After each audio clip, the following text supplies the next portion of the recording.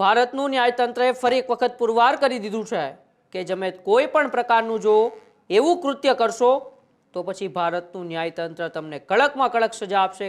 ફરી એક વખત એ રાજ્યની અંદર પુરવાર થયું છે.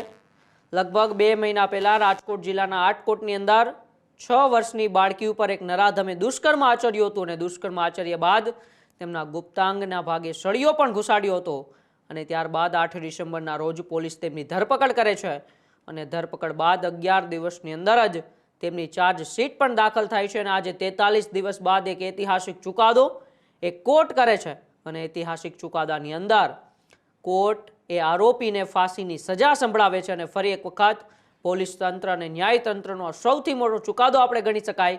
રેમસિંગ ડુંડવાને કોર્ટે ફાંસીની સજા ફટકારી છે અને આ ફાંસીની સજા ફટકાર્યા બાદ જ હવે રાજ્યના નાયબ મુખ્યમંત્રી હર્ષ સંઘવીનું મોટું નિવેદન સામે આવ્યું છે.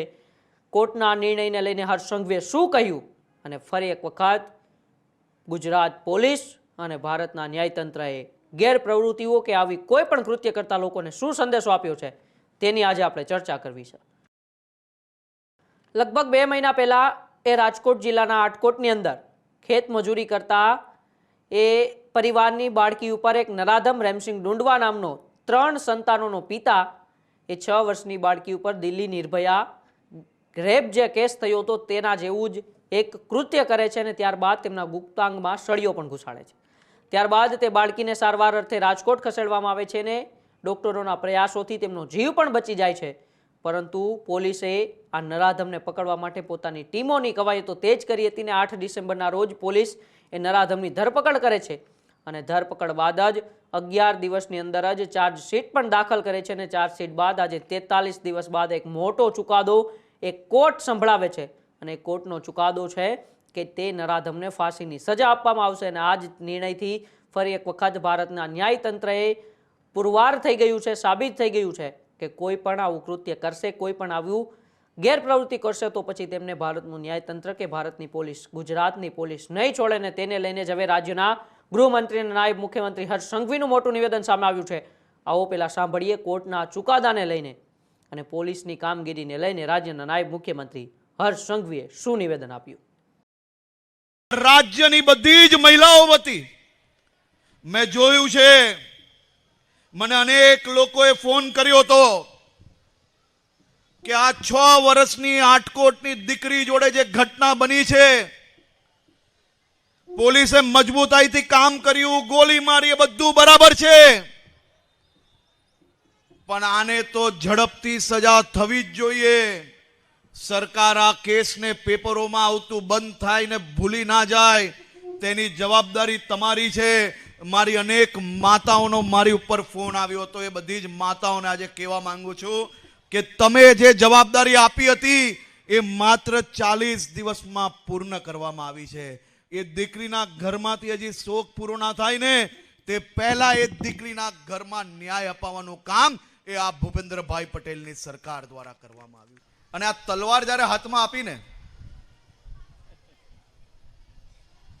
તો એ તલવાર લઈને કેમ નીકળાય ને, એ કામગીરી કરવા માટે જ હું ગુજરાતની અંદર ગૃહમંત્રી તરીકે કામ કરું છું. આજે વહેલી સવારે આ મારી બહેનોને આજે ગર્વ મહેસૂસ થશે, તમને સંતોષ થશે. રાજકોટના આટકોટમાં 6 વર્ષની દીકરી જોડે દુષ્કર્મનું ઘટના બને છે અને ગુનેગાર જ્યારે પોલીસથી ભાગવા અને હુમલો કરવાની કોશિશ કરે તો પોલીસ દ્વારા એની ઉપર પગ પર ફાયરિંગ કરવામાં આવે અને માત્ર 40 દિવસની અંદર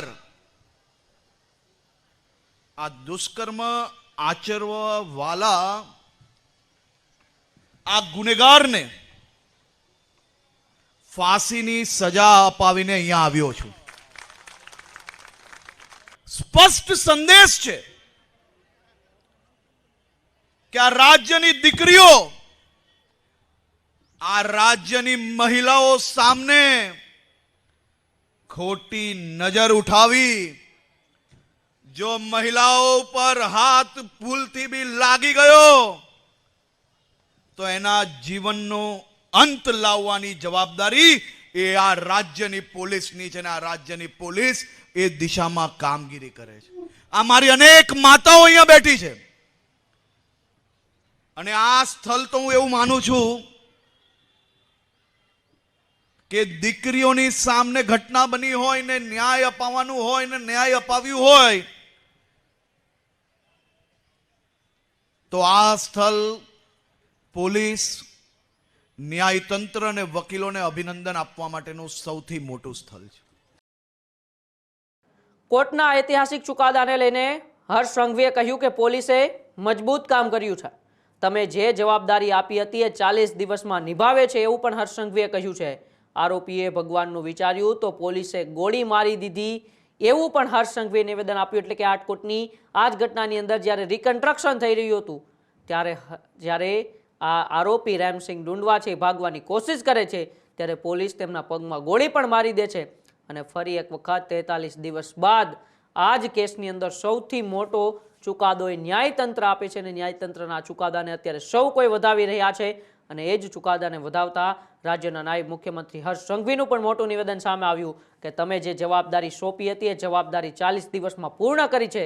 40 દિવસની અંદર ન્યાયતંત્રએ અને ગુજરાત પોલીસે સાથે મળીને આ આરોપીને એ ફાંસીની સજા સંભળાવી છે. સાથે સાથે હર્ષ સંઘવીએ કહ્યું કે ગુજરાતની અંદર મારી દરેક માતાઓ, બહેનો અને દીકરીઓ સલામત છે.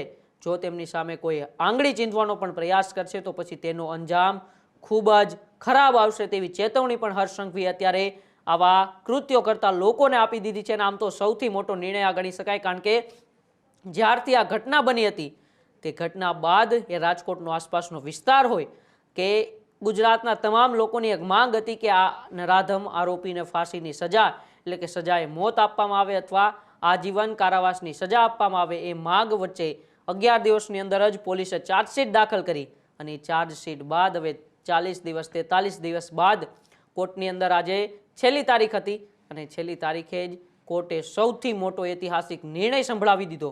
અને નિર્ણયને લઈને હવે ક્યાંક ને ક્યાંક એ બાળકીના પરિવારમાં પણ સંતોષકારક અત્યારે ન્યાય મળ્યો છે. આસપાસના વિસ્તારમાં જે લોકો એ ફાંસીની માગણી કરતા હતા એને પણ સંતોષકારક ન્યાય મળ્યો છે. અને ફરી એક વખત ભારતના ન્યાયતંત્ર અને ગુજરાતની પોલીસ ઉપર લોકોનો જે વિશ્વાસ છે એ વધુ દ્રઢ બન્યો છે, વધુ મજબૂત બન્યો છે કે જો કંઈ પણ આવી ગેરપ્રવૃત્તિઓ કે આવા કૃત્યો કરશો તો પછી ગુજરાત પોલીસ કે ભારતનું ન્યાયતંત્ર તમને નહીં છોડે. ને એને લઈને જ હર્ષ સંઘવીનું આ મોટું નિવેદન છે.